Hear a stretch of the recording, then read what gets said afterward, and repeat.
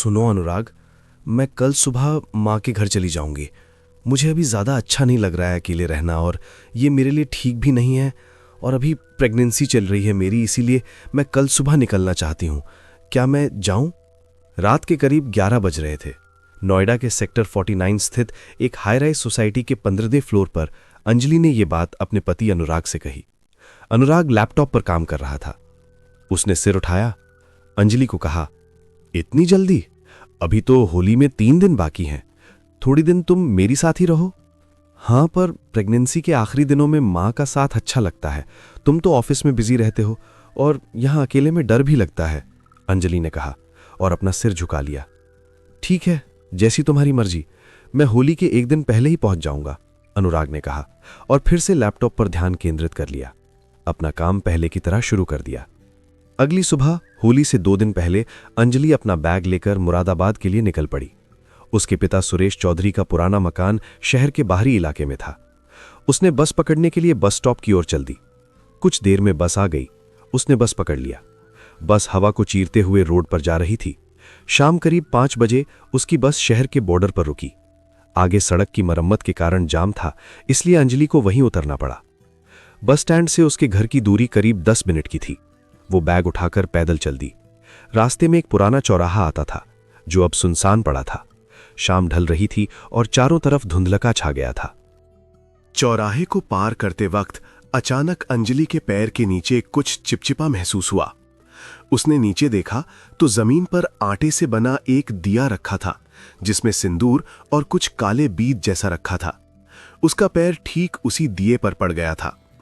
उसने झटके से पैर हटाया और जूते से उसे साफ करने की कोशिश की, लेकिन वो चिपचिपा पदार्थ आसानी से नहीं हट रहा था।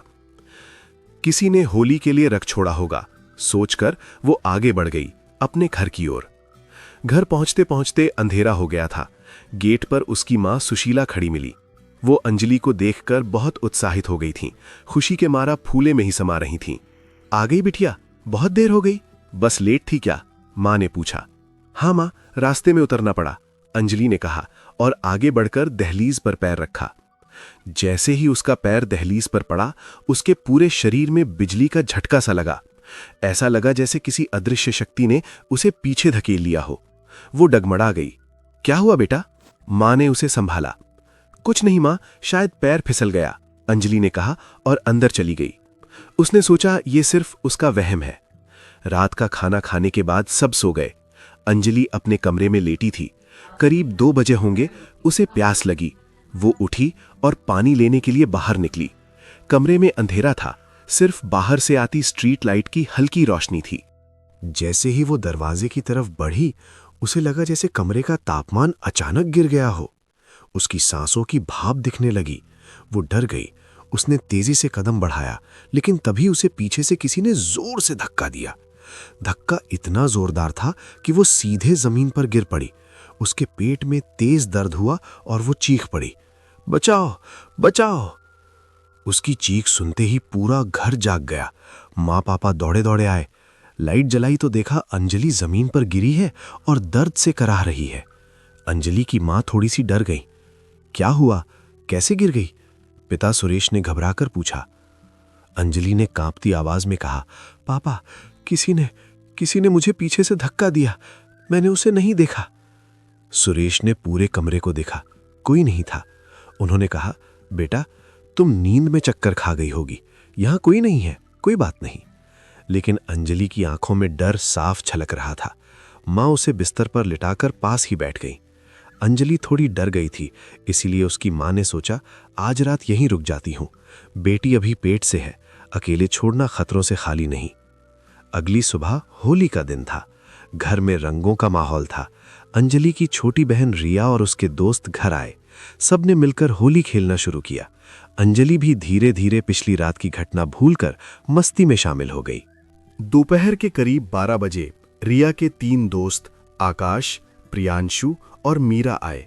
उनके साथ एक चौथा लड़का भी था, जिसे अंजलि ने पहले कभी नहीं देखा था। दिखने में उतना ठीक ठाक नहीं लग रहा था। अंदर का थोड़ा सा गुस्सेदार, और उसकी नीयत भी ठीक नहीं लग रही थी देखने से। अंजलि मन ही मन सोची, आखिर है कौन? मैंने इसे कभी नहीं देखा। फिर अंजलि ने सोचा शायद मेरी जाने के बाद ये इन लोगों का नया दोस्त है। अंजलि ने रिया से पूछा, ये कौन है? रिया ने कहा, दीदी ये आकाश का दोस्त है। नाम तो भूल गई। कोई बात नहीं, चलो रंग खेलते हैं। सबने एक दूसरे पर रंग डालना शुरू किया। तभी वो अजनबी लड़का धीरे धीरे अंजलि के पास आया। उसने बिना कुछ बोले अपने हाथ में भरा रंग उसके चेहरे पर लगाना शुरू कर दिया। लेकिन जैसे जैसे वो रंग लगा रहा था, अंजलि को महसूस हुआ कि वो उसके गालों को बुरी तरह मसल रहा है। उसकी उंगलियां बर्फ की तरह ठंडी थीं। अंजलि ने झटके से उसे पीछे धकेला और चिल्लाई, क्या कर रहे हो? छोड़ो मुझे।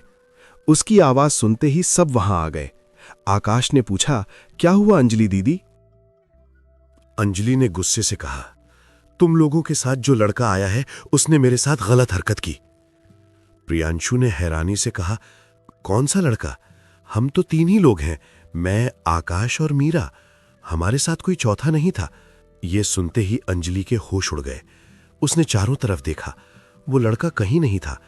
उसके हाथों पर अभी भी रंग लगा था जो उस अजनबी ने लगाया था। मीरा ने डरते हुए कहा, दीदी आप ठीक हैं? हमें तो कोई दिखा ही नहीं। अंजलि ने कहा, मैंने तो तुमसे पूछा था कौन है ये लड़का। मीरा ने कहा, मुझे लगा प्रियांशु के बारे में पूछ रहे हैं। आपने मुझे बताया नहीं जो कोई चौथा लड़का के बारे में। आपने सीधा पूछा ही नहीं, तो मुझे लगा आप शायद प्रियांशु के बारे में ही पूछ रहे हैं। इसीलिए मुझे लगा प्रियांशु को आप भूल गए, इसलिए मैंने उसको आकाश का दोस्त नाम से याद दिलाया आपको। तभी अंजलि की मां सुशीला वहां आ गई। वो अंजलि को अंदर ले गई। अंजलि बार बार उसी अजनबी के बारे में बकबक कर रही थी। मां ने उसे बिस्तर पर बिठाया और पानी लेने किचन में गई। किचन में उनकी भांजी छोटी सी अनन्या मोबाइल फोन लिए खड़ी थी। मासी, मैंने बाहर होली की वीडियो बनाई है, देखोगी? अनन्या ने कहा और वीडियो चला दिया। सुशीला ने वीडियो देखा। उसमें सब लोग रंग खेल रहे थे।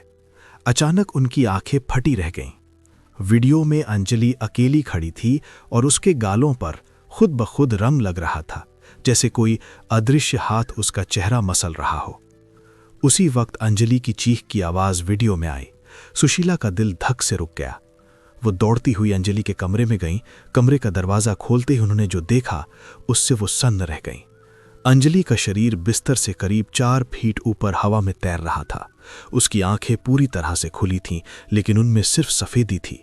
उसके होंठ हिल रहे थे और उसमें से किसी और की आवाज आ रही थी, मुझे कोई नहीं रोक सकता, ये औरत अब मेरी है। सुशीला चीख पड़ी। उनकी चीख सुनकर सुरेश और बाकी सब दौड़े आए। सब ने वो भयानक दृश्य देखा। आकाश तो डर के मारे वहीं बैठ गया। सुरेश ने तुरंत फैसला किया। उन्होंने शहर के जाने माने तांत्रिक पंडित दीनानाथ को बुलवाया। करीब 1 घंटे बाद पंडित जी आ गए। वो एक बुजुर्ग व्यक्ति थे जिनके हाथ में तांबे का कलश था। उन्होंने कमरे में घुसते ही अंजलि को देखा। अंजलि की नजर उन पर पड़ते ही वो गुस्से से गरजी और एक झटके में पंडित जी के पास आ गई। उसने उनका गला पकड़ लिया। दूर रहो मुझसे, मैं किसी के बस की नहीं हूं। अंजलि की आवाज में भारीपन था। पंडित दीनानाथ ने अपना कलश खोला और उसमें से कुछ भभूत अंजलि के ऊपर उड़ा दी। भभूत छूते ही अंजलि ने उनका गला छोड़ दिया और जमीन पर गिर पड़ी। वो छटपटाने लगी। इसे बाहर पेड़ से बांध दो, जल्दी करो, पंडित दी ने आदेश दिया। सुरेश और आकाश ने मिलकर अंजलि को बाहर आंगन में लगे पीपल के पेड़ से रस्सी से बांध दिया। वो जोर जोर से चीख रही थी। उसका शरीर ऐंठ रहा था। पंडित जी ने अपने कलश से एक छोटा सा कपड़ा निकाला। वो कपड़ा पुराना और जला हुआ सा था। उन्होंने उसे आग लगा दी। जैसे ही कपड़ा जलना शुरू हुआ, उसमें से गहरा नीला धुआं निकलने लगा। धुएं की गंध बहुत भयानक थी, जैसे जलता हुआ मांस। उसी वक्त अंजलि के मुंह से अजीब अजीब आवाजें निकलने लगी। कभी वो अंजलि की आवाज में चीखती, कभी किसी और की आवाज में। पंडित जी मंत्र पढ़ते रहे। आसमान में काले बादल छा गए और तेज हवा चलने लगी। पीपल के पेड़ के पत्ते झड़ने लगे। अचानक एक जोर का धमाका हुआ और अंजलि बेहोश होकर वहीं गिर गई। कपड़ा पूरी तरह जलकर राख हो गया। हवा थम गई। सन्नाटा छा गया। करीब आधे घंटे बाद अंजलि को होश आया। वो बहुत कमजोर थी और उसे कुछ याद नहीं था। पंडित दीनानाथ ने सबको समझाया। होली के दिन पूर्णिमा होती है। ये तांत्रिक क्रियाओं के लिए सबसे शक्तिशाली रात होती है। किसी ने इस चौराहे पर काला जादू करके एक आत्मा को कैद किया था। जब अंजलि का पैर उस दिए पर पड़ा तो वो आत्मा उसमें प्रवेश कर गई। ये कोई साधारण आत्मा नहीं थी, ये तो बहुत पुरानी और शक्तिशाली थी। सुशीला ने डरते हुए पूछा, अब हमारी बेटी ठीक हो जाएगी ना? पंडित जी ने कहा, हाँ, वो ठीक हो जाएगी, लेकिन उसके दिमाग पर इस घटना का गहरा असर पड़ेगा। हो सकता है वो इस डर को कभी ना भूल पाए। और हाँ, उसका बच्चा भी सुरक्षित है। अंजलि ने कांपते हुए कहा, माँ, वो आदमी, उसकी ठंडी उंगलियां, मुझे अब भी महसूस हो रहा है। उस रात के बाद से अंजलि कभी अकेले नहीं सो पाई। हर अंधेरे में, हर सन्नाटे में उसे उस काले चश्मे वाले अजनबी का साया दिखाई देता है। तो दोस्तों, त्योहारों के समय जब आप घर से बाहर निकलें तो अपने पैरों के नीचे जरूर देखें। होली रंगों का त्योहार है, लेकिन कभी कभी ये रंग किसी और के काले इरादों को छिपाए होते हैं। सावधान रहें, सुरक्षित रहें। अगर आपको ये कहानी पसंद आई हो तो हमारे चैनल खूनी कलम को सब्सक्राइब करना ना भूलें। ऐसी ही डरावनी और सच्ची कहानियों के लिए जुड़े रहिए हमारे साथ। अगले हफ्ते मिलते हैं एक नई कहानी के साथ। तब तक के लिए एक डरावनी अलविदा।